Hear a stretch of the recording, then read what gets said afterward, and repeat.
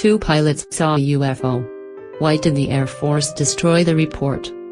Whatever occurred at 2:45 a.m. on the morning of July 24, 1948 in the skies over southwest Alabama not only shocked and stymied the witnesses. It jolted the U.S. government into a top-secret investigation, the results of which were ultimately destroyed. The skies were mostly clear and the moon was bright in the pre-dawn hours as pilot Clarence S. Chiles and co-pilot John B. Whitted flew their Eastern Airlines DC-3, a twin-engine propeller plane, at 5,000 feet, en route from Houston to Atlanta. The aircraft had 20 passengers on board, 19 of them asleep at that hour. It was a routine domestic flight, one of many in the skies that early morning. Until suddenly, it wasn't. What the 2 pilots and their wide-awake passenger saw in the skies about 20 miles southwest of Montgomery, Alabama, did more than startle them.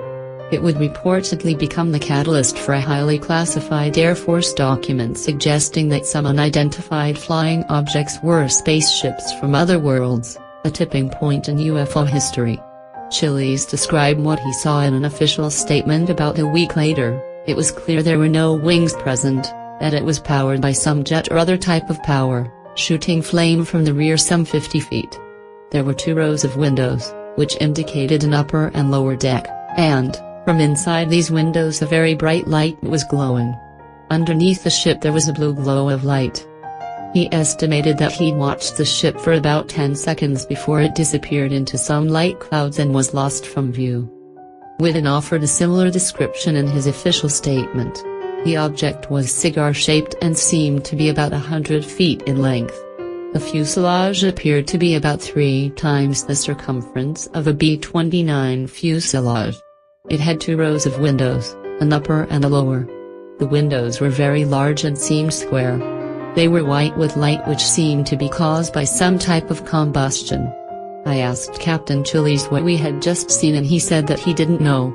The passenger who was awake at the time, Clarence L. McKelvey of Columbus, Ohio, corroborated the pilot's account that an unusually bright object had streaked past his window, but he wasn't able to describe it beyond that. Both pilots also made drawings of the craft they believed they had seen and provided further details in newspaper and radio interviews, some just hours after the sighting.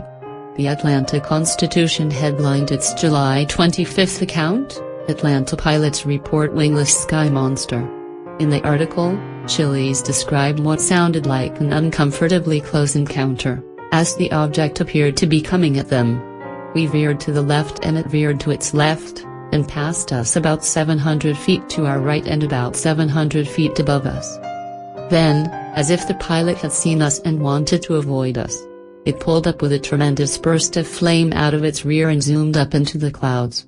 Asked for comment, William M. Allen, the president of Boeing Aircraft, told the United Press he was pretty sure it was not one of our planes, adding that he knew of nothing being built in the U.S. that matched the description.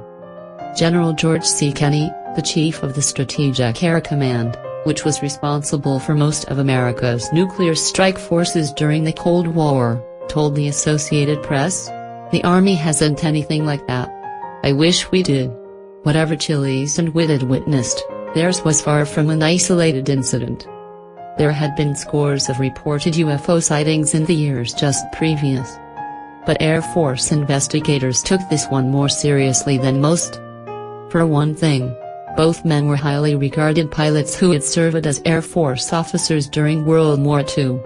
McKelvey was also a solid citizen and an Air Force veteran, as well. For another, the pilots had gotten what seemed to be an unusually close look at the strange object they described. For all of those reasons, the Chiles-Whitted encounter, as it came to be known, reportedly caused the Air Technical Intelligence Center to draft a top-secret document with a deceptively bland title estimate of the situation. Edward J. Ruppelt, an Air Force officer and the first head of its famous Project Blue Book study of UFO phenomena, claimed to have seen a copy. "The situation was the UFOs," he wrote.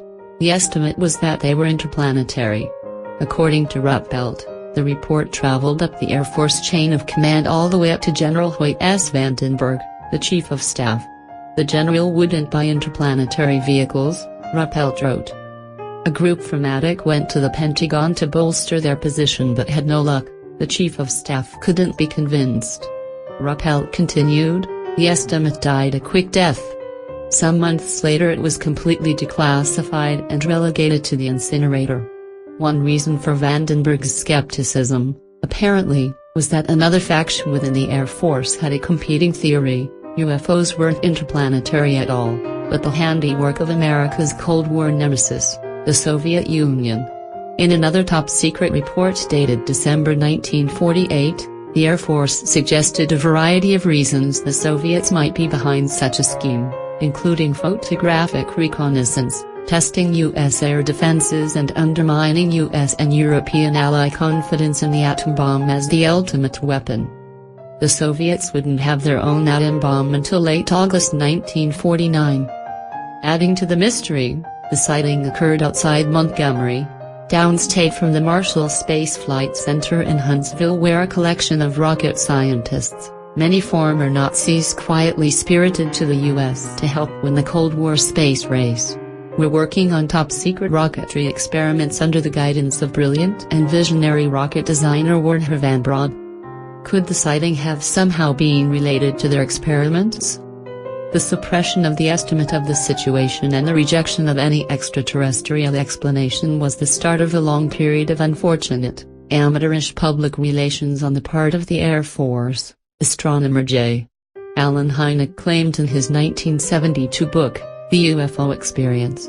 Hynek, who had worked at the Smithsonian Astrophysical Observatory tracking space satellites and later became a professor at Northwestern University, was the official astronomical consultant to Project Blue Book as well as the man who developed the UFO sighting classification system that originated the phrase close encounters of third kind. The insistence on official secrecy and frequent classification of documents was hardly needed since the Pentagon had declared that the problem really didn't exist. Hynek wrote. Ruppelt maintained that bureaucratic bungling rather than deliberate deception was the Air Force's main problem.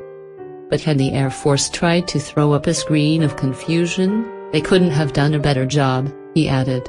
In part because of this lack of transparency, the Chiles Whitted incident remains one of the most controversial UFO sightings, and a favorite of conspiracy theorists even now. So, what did Chiles and Whitted actually see? Some suggested a weather balloon, others a mirage.